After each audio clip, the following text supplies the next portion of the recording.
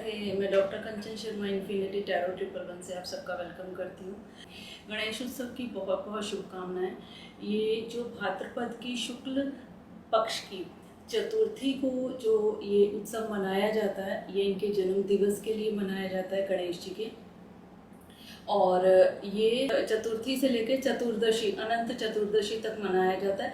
कुछ लोग जो होते हैं वो 1.5 दिन तक गणपति जी को लाके उनकी सेवा करते हैं, कुछ 3 दिन तक, और कुछ जो होते हैं वो इन 10 दिनों में इनको घर में स्थापित करके इनकी सेवा करते हैं और 10वें दिन इनको विसर्जित किया जाता है। तो जिस दिन ये चतुर्थी होती है, गणेश चतुर्थी होती है, उस दिन ही कलंक चतुर्थी भी मानी जाती है कि उस दिन चांद को नहीं देखा जाता। अगर आप चांद को देखते हो तो किसी न किसी तरह का कलंक लग सकता है।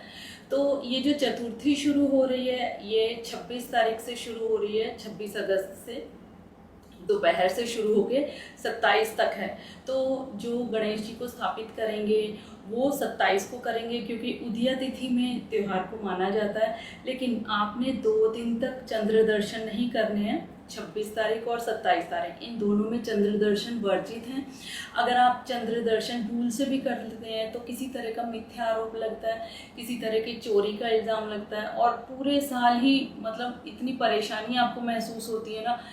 कुछ लोग कहते हैं हमें फ़र्क नहीं पड़ता, हम तो देख लेते हैं, और जो देख लेते हैं ना वो फिर मतलब दूसरों को भी नेक्स्ट ईयर एडवाइस करते हैं कि इसको मत देखो।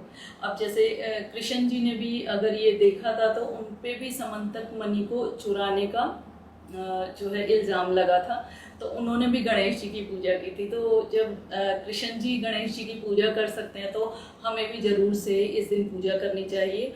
और इस कलंक चतुर्थी पे खुद को कलंक लगने से बचाने के लिए चंद्र दर्शन वर्जित हैं, वो आप बिल्कुल मत कीजिए। और ये इस तरह के होते हैं कि जैसे कभी कभी अगर मौसम साफ है तो कभी कभी ये आपको दोपहर को या शाम को भी हो जाते हैं, ज़रूरी नहीं कि ये रात को ही हो। तो आप बस इस चीज़ का ध्यान रखिए।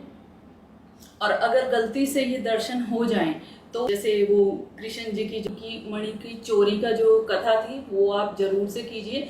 उससे कुछ परसेंटेज तक ये मिथ्यारोप आप पे लगने से कम हो सकता है, लेकिन ख़त्म नहीं होता। तो कोशिश कीजिए कि आप देखें ही नहीं, चंद्र दर्शन ही ना करें।